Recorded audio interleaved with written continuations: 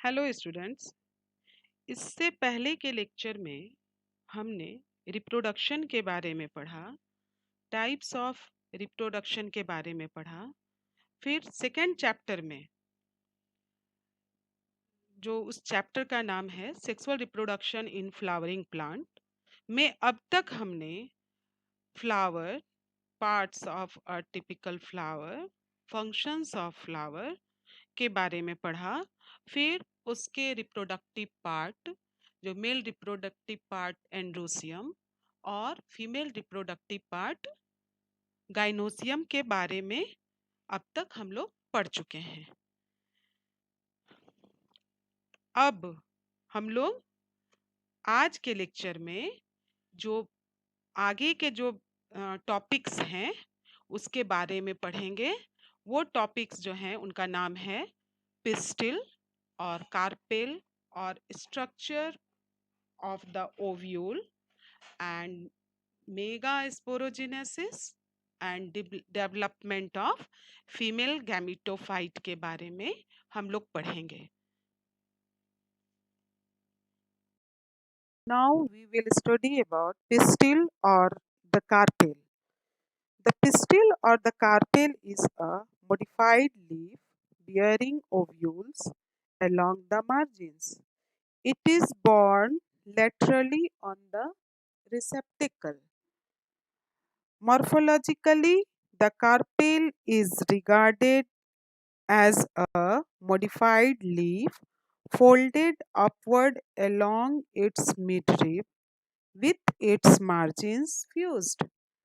The margin along which the carpel is fused is called ventral suture, and the side of midrib is called dorsal suture.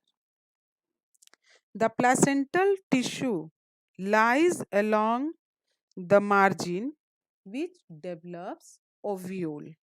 आप लोग figure में ये देख रहे होंगे, यहाँ पर रिसेप्टिकल है जिसके ऊपर ovule, sepals, petals, ovary, pistil, anther situated हैं। और उसके बगल वाले फिगर में आपको फीमेल रिप्रोडक्टिव पार्ट्स दिख रहे हैं जिसमें कि स्टिग्मा, स्टाइल और ओव्यूल है। इसमें पॉलिन ट्यूब भी दिखलाया गया है जो कि आपका पॉलिनेशन के थ्रू हुआ है। ये मैंने पॉलिन ट्यूब का जर्मिनेशन हुआ है और वो इस फिगर में आपको दिखाया जा रहा है। वो फीमेल रिप्रोडक्टिव पार्ट का कोई भी पार्ट नहीं है, ये हमेशा ध्यान में रखना है। इसमें फीमेल रिप्रोडक्टिव पार्ट में आपका स्टिग्मा, स्टाइल, ओव्यूल ये तीनों मिलकर पिस्टिल बनाते हैं। A typical carpel or pistil consists of a hollow basal swollen ovary, an elongated style, and a terminal stigma. The stigma is the receptive spot of carpel or pistil where the pollen grains get lodged during placentation. The ovary is an important part of the pistil or carpel which bears ovules. In plant such as mango, lychee and cashew, the ovary contains single ovule. There are several thousand ovules in poppy plant and more than 1 million ovules in orchids. The cavity present inside the ovary is called ovarian cavity, that is locule. The megasporangia, commonly called ovules, arises from the placenta. The number of ovules in an ovary may be one, जो कि अभी हम बता भी चुके हैं आप लोगों को, और वीट, उसमें ये सब एक्स्ट्रा एग्जाम्पल्स हैं, वीट एंड पैडी, और मेनी, पपाया, वाटरमेलन, orchids, आप लोग पपीता देखे होंगे, तरबूज देखे होंगे, इसमें बहुत सारे बीज होते हैं, सीड्स होते हैं। तो सीड्स जो होते हैं वो डेवलप करते हैं कहाँ पर? वो ओव्यूल में। तो इसमें आपका ओव्यूल्स जो हैं वो बहुत सारे होते हैं, इसलिए उसमें सीड्स भी बहुत सारे होते हैं। Mega sporangium that is ovule. अब हम लोग ओव्यूल के स्ट्रक्चर के बारे में पढ़ेंगे कि ओव्यूल क्या है और उसका स्ट्रक्चर किस तरह का होता है। The ovule is an integumented megasporangium within which the meiosis and megaspore formation takes place. एक चीज हमेशा ध्यान में रखना है कि मेगा स्पोरेंजियम जहाँ पर जैसे मेगा स्पोर है और वहाँ पर अगर GIUM वर्ड यूज होता है, लेटर्स यूज होते हैं, मतलब मेगा स्पोर और वो mega sporangium, that means place, mega spore का रहने का जगह, वो मेगा स्पोरेंजियम हुआ।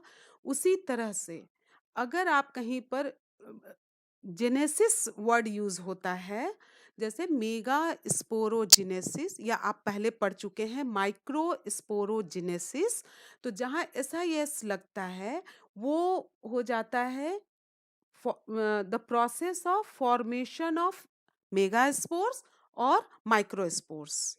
तो वो आपका उस पर डिपेंड करता है। ये हो गया रहने का जगह, मेगा स्पोरेंजियम जो हुआ वो हुआ रहने का जगह। ठीक है, तो it develops into a seed after fertilization. Each ovule usually consists of a nucellus invested by one or two integuments and a stalk, और यहाँ पर आप फिगर में देख रहे हैं फ्यूनिकल लिखा हुआ है, उसको फ्यूनिकुलस भी कहते हैं, by which it is attached to the placenta of the ovary. The various parts of the ovule and their functions are, first ovule के जो डिफरेंट पार्ट्स हैं, मेन पार्ट्स हैं, वो हैं फर्स्ट फ्यूनिकुलस या funicles. It is the stalk like structure which attaches the ovule to the placenta, ये ovule को placenta से अटैच करता है। Second one is hilum. It is the point of attachment of the body of the ovule with the funiculus. Third one is raphe. It is the longitudinal ridge formed by lengthwise fusion of funiculus with the body of ovule in a typical anatropous ovule. Fourth one is nucellus. It is the mass of parenchymatous tissue surrounded by integuments. It encloses embryo sac and provides nourishment to the developing embryo. And embryo sac, it is the female gametophyte which contains the egg apparatus. Integuments, these are outer coverings of ovule which provide protection to the developing embryo. Each ovule has one or two protective envelopes. तो जो ovule के ऊपर envelopes होते हैं और membrane होते हैं जो उसको कवर किए हुए रहते हैं, उनको इंटेग्यूमेंट्स कहते हैं। Micropyle, next point, it is a narrow pore or passage formed by the projection of the integuments through which the pollen tube enters into ovule. Micropyle जो होता है, यहाँ आप फिगर में देख रहे हैं, तो वो एक पोर होता है जहाँ से पॉलन ट्यूब आफ्टर जर्मिनेशन, जब पॉलन ट्यूब स्टिग्मा पर शेड करता है, उस पर आता है और स्टाइल के थ्रू वो ओवरी में एंटर करता है, तो स्टाइल में वहाँ पर पॉलन ट्यूब जर्मिनेट करता है और वो माइक्रोपाइल के थ्रू ओव्यूल में एंटर करता है. And next part is चलेजा. It is the place of origin of the integuments or the basal swollen part of the nucellus. Integument encloses a mass of cells called the nucellus. When there are two integuments, then the inner integument is formed first and followed by the formation of the outer integument. A large oval cell lying embedded in the nucellus towards the micropylar end is the embryo sac. This makes the most important part of the mature ovule. It is the embryo sac which bears the embryo later on.